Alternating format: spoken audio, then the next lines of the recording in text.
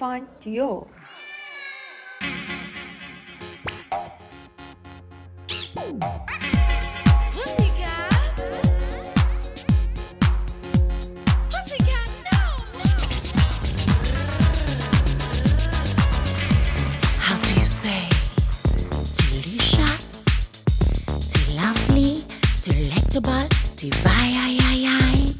How do you say? The groovy. How do you say? Ooh la la la la la la.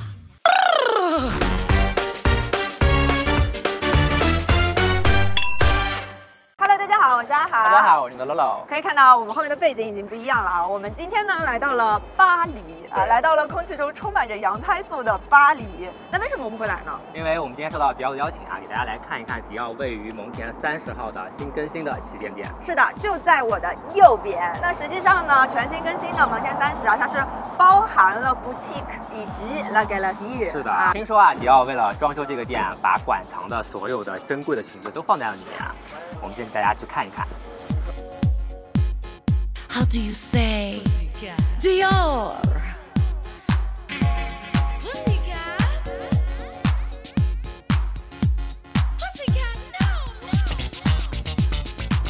So Olivia will be taking us through the wonderful collection that Dior has put together in this La Galerie. I'm astonished already. Look at all the colors. Yeah, it's different colors and it's just the introduction. The Dior Gallery is composed of 13 different rooms and it's about 2,000 square meters, which means that it's actually the largest space dedicated to fashion in Paris. And we're starting with this installation that we're calling the diorama. And it's composed of 1,874 different objects, including 452 miniature dresses. So all those miniature dresses have been crafted, created specifically by the Dior workshops for this installation. The perfume bottles, those are not real objects. They actually are 3D printed. Okay. And it took 100,000 hours to just print those objects. To just give you a sense of how long it took for us to put together this display. Well, I can't steal everything after all. Some of these are not real objects. Do you have a favorite among all those objects? My favorite, if I may, is this one.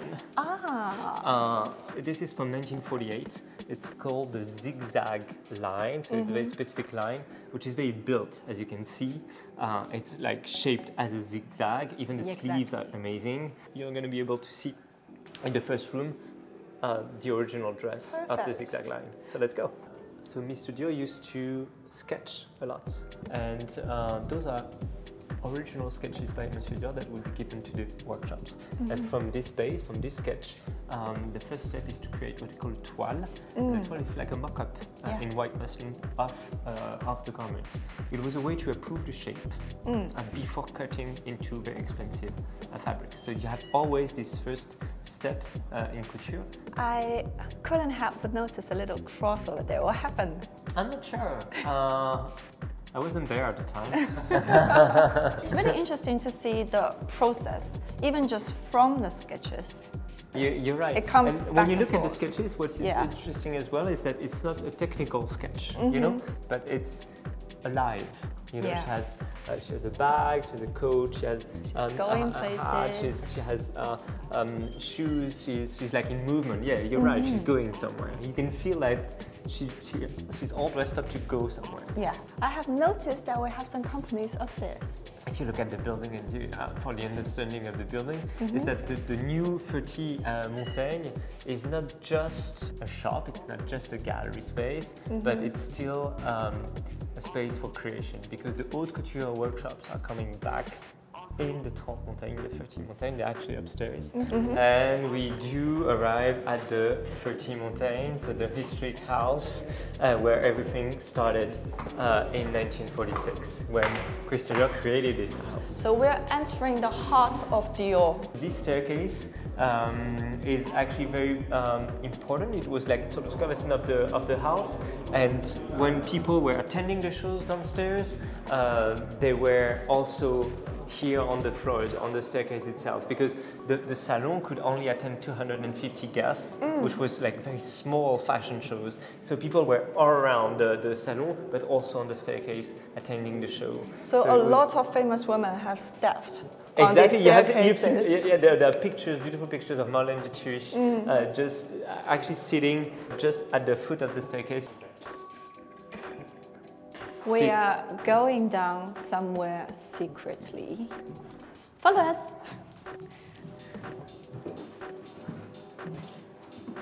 Guys, look where we are. And this is the original decor of La Cabine, so where the models would work, would stay during the preparation of the collection, but also during the fashion show, because you're here in the La Cabine, so you're next to the haute couture salon where the fashion shows were organized. It's quite moving to be in this space because this is the only space which has never been changed since Mr. Dior's time. He just plays back some accessories, some hats, some jewelry, and so on to kind of give the space alive. It's like a time capsule, you know. It's like traveling through time with the garments themselves, but also with the space.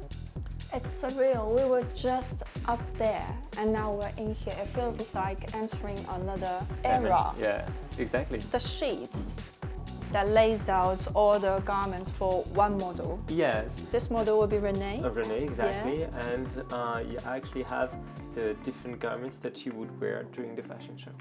So it was kind of a reference for the dressers. Are these the names for the dress? Yes.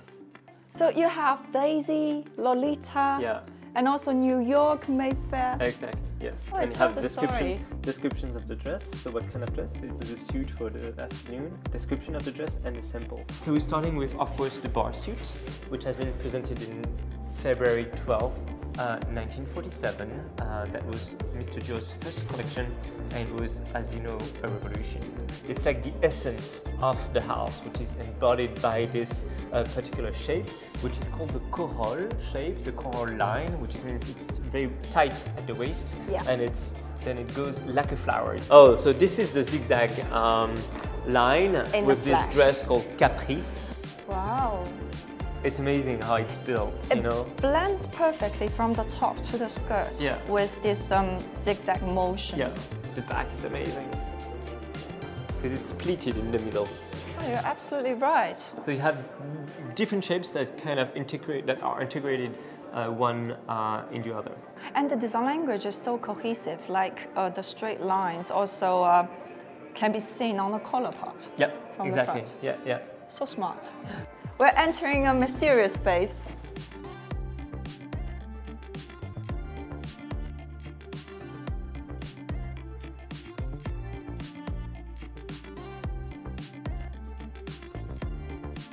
This is actually a garment I love. It's one of my favorites. It's from Margaret Zachary's first collection, so 2017.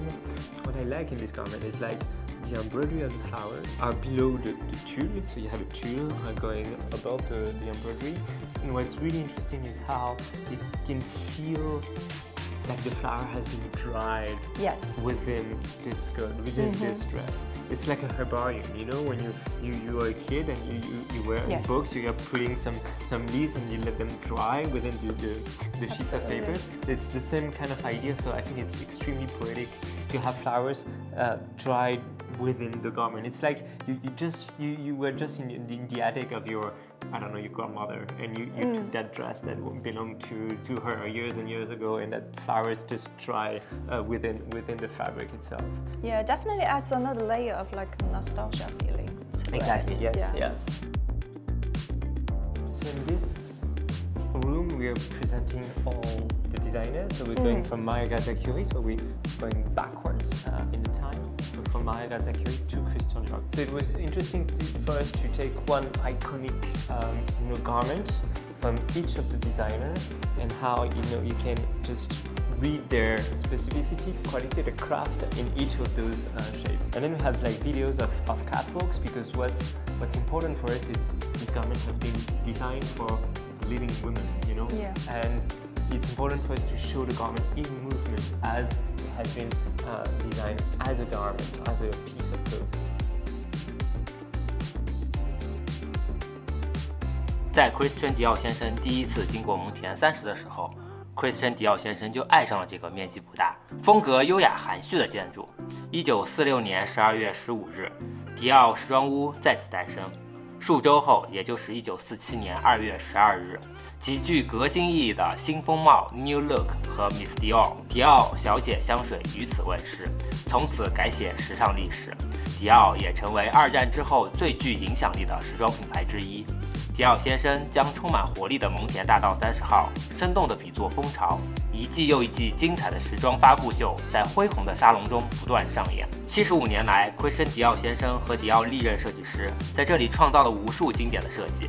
现在更新后的蒙田大道30号不仅仅是迪奥全球旗舰店，更是展现迪奥品牌工艺和精神的时装博物馆，以及全球时尚爱好者的新的旅游打卡地。今天就给大家介绍到这里，如果有机会，也欢迎屏幕前的各位亲自来蒙田30参观拜访，更多精彩的展品等待着大家自己去发现。